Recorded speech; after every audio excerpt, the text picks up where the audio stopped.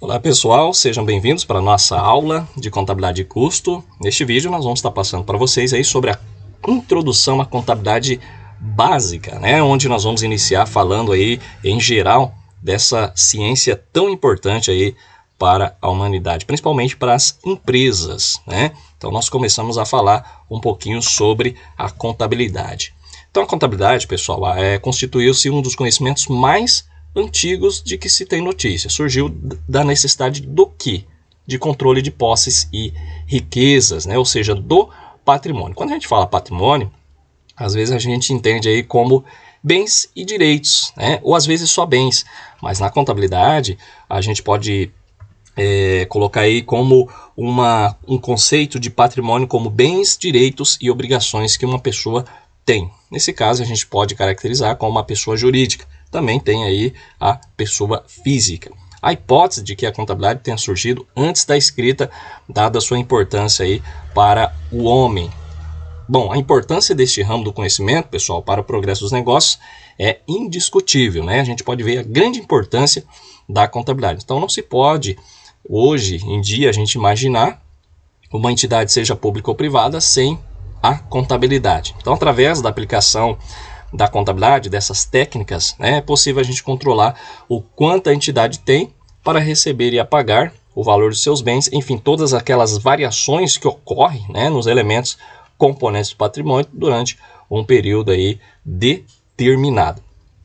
Conceito de contabilidade. A contabilidade ela é uma ciência social que, através da execução dos seus serviços técnicos ou, né, seja, controla, vai organizar, estuda e avalia o patrimônio de uma determinada entidade, seja ela física ou jurídica. Um dos objetivos principais da contabilidade, pessoal, é gerar informações para a tomada de decisões. Tá? Ela pode ser conhecida também como contabilidade gerencial. Por isso, é muito fundamental, né? É fundamental a existência de ferramentas que vai possibilitar conhecer a real situação e atender à missão da organização. Então, compete a contabilidade registrar os atos e fatos administrativos e produzir as informações que vai possibilitar o administrador planejar e controlar todas as suas ações. Ou seja, traçou objetivos, né, planejando e controlando, a empresa consegue atingir os seus objetivos. Todas as empresas, elas nascem com uma finalidade. Tá? A grande maioria das empresas, ela vai o quê? Visar resultados financeiros. Outras buscam os resultados sociais e outras até mesmo buscam expansão. Mas no final, todas buscam atingir aí os objetivos traçados. A contabilidade, pessoal, ela é indispensável para que as empresas realizem negócios, né? Por exemplo, com órgãos governamentais, né? Por meio de contratos e licitações, com bancos, com fornecedores e entre outras. Além desta necessidade convencional, observa-se a expansão do mercado de ações no Brasil. Então a gente pode colocar aí como a contabilidade se apresentando aí como grande pilar na veracidade da informação e, consequentemente, na credibilidade da companhia perante aí os seus investidores. Bom, a gente fala agora sobre uma pesquisa, né, que o Sebrae fez sobre o índice de mortalidade. Qual que era a causa, né, o motivo, a razão da mortalidade, ou seja, foi o fechamento das empresas no primeiro ano de vida. Nessa pesquisa, pessoal, foi revelado aí, né, que os números apontavam que cerca de 48% dos negócios seriam fechados antes de completar um ano de vida, ou seja, 12 meses de funcionamento. A principal causa dessa mortalidade foi detectada, ou seja, foi a falta de planejamento e controle dos negócios, ou seja, a falta da contabilidade, né, para vocês verem aí a importância que se tem, né, do planejamento e controle dos negócios através da contabilidade. Temos aí a questão dos usuários da contabilidade. Entre os usuários interessados, podemos citar os sócios, fornecedores, empregados, investidores, né? Temos os administradores para tomar decisão, tanto os clientes, bancos, concorrentes, governo e a comunidade em geral. Tá? Então nós temos aí principalmente os fornecedores, né? Os investidores, os bancos e os administradores que têm aí se utilizado mais dessas informações da organização. Geralmente, os usuários são classificados em duas categorias, os internos e os externos. Quem seriam os internos? São as pessoas internas à entidade, como é o caso do gerente e do diretor. Os usuários internos usam a contabilidade para ajudar no processo de tomada de decisão. Tá? Então, por meio da mensuração do resultado pela contabilidade, será possível determinar um exemplo, aí, o fechamento ou não de uma determinada filial. Tá? E os externos, pessoal, são pessoas que utilizam dessas informações para o processo decisório de investimento ou não. Tá? Lembrando que o acesso às informações externo é mais limitado, né? Por possuir a menor possibilidade de obter informações sobre a entidade. Essas informações para os usuários externos, pessoal, são mais de empresas SAs, né, Sociedade Anônimas, que disponibilizam a contabilidade, né, os seus relatórios nos sites para buscar aí investidores. Então você vai ter todas as informações, né, as demonstrações contábeis, vocês podem fazer as análises se compensa ou não investir em uma determinada empresa SA. Temos a análise interna, né? Temos aí os usuários internos e externos e temos também a análise interna. Como que é feita a análise interna? É realizada dentro da entidade, dentro da empresa, por seus próprios empregados. E o que visa? Visa informar administradores e diretores, auxiliando aí nas tomadas de decisão. Lembrando que a análise interna ela é considerada a mais completa, né?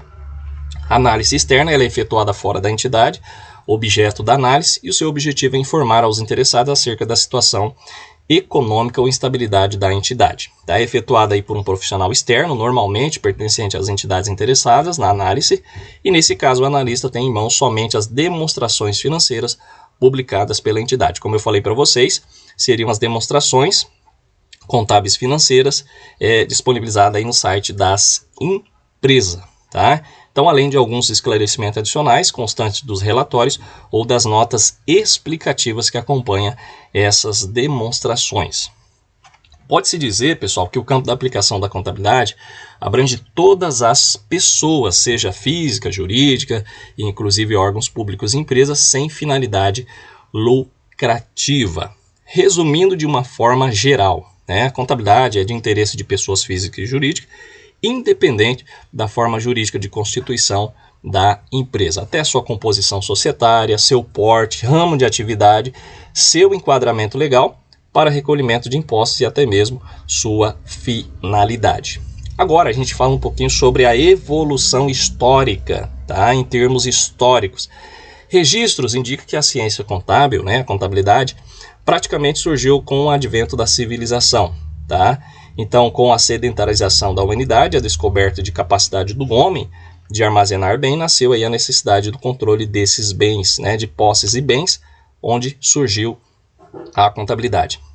Existem evidências históricas de registros contábeis nas civilizações dos sumérios, babilônios, assírios, egípcios, hebreus, gregos e entre outros, segundo aí Padovese 2008, tá?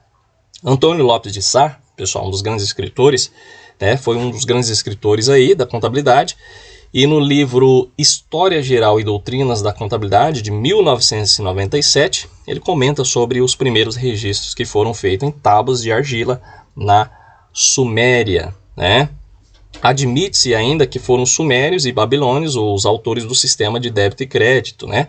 O chamado aí partidas dobradas, que a gente vai falar aí posteriormente para vocês. O que seria esse débito e crédito, tá? Então nós podemos resumir, né, a evolução da ciência contábil da seguinte forma. A primeira, contabilidade do mundo antigo, que foi um período que se inicia com a civilização do homem e vai até 1202 da era cristã. Depois passamos para uma segunda fase, contabilidade do mundo medieval, é um período que vai de 1202 da era cristã até 1494, tá? E depois nós temos o terceiro momento, que a gente tem aí a contabilidade do mundo moderno. É um período que vai de 1494 até 1840. E aí a última, a gente vem aí com a contabilidade do mundo científico, período que se inicia em 1840 e continua até os dias de hoje. Tá? Então essas 4 períodos foi aí o resumo, né, que a gente passa sobre a evolução da ciência contábil, ou seja, da contabilidade. E quem que é o pai da contabilidade? Como que surgiu esse débito e crédito? Até hoje não se sabe quem que criou, mas existiu aí alguém que aperfeiçoou. Então a gente pode colocar aí como o frei italiano Luca Pacioli, tá? Que em 1494, em Veneza, na Itália, publicou aí uma de suas obras, tá? E foi a primeira apresentação escrita dos métodos das partidas dobradas. O processo de registros contábeis que se consagrou por uma equação, ou igualdade entre débito e crédito das contas, sendo alegado aí o mérito ao professor Federigo Melis, que haver surgido na Itália, tá? Acredita-se que o método das partidas dobradas surgiu aí nos anos de 1250 e 1280, tá? Então até hoje, né, nos dias de hoje, a gente não se tem informação de quem foi o autor das partidas dobradas. Então o Frei Luca Pacioli foi o que aperfeiçoou, tá?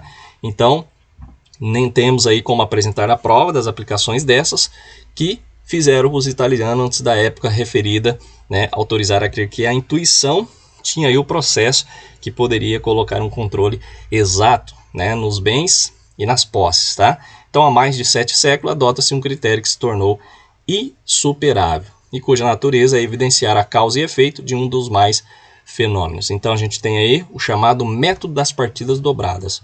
Toda vez que você tem um lançamento, no mínimo você tem que ter um débito e um crédito. É o que nós vamos fazer posteriormente em nossas aulas, tá ok? Pessoal, a nossa aula seria essa, sobre contabilidade básica, tá? E na próxima aula nós vamos falar sobre as definições da contabilidade. Posteriormente vocês vão compreender o que quer dizer aí o débito e crédito. Vamos fazer exercícios, né? Vamos tirar todas as dúvidas e, é claro, vai cair aí em nossas avaliações. Muito obrigado aí por assistir esse vídeo.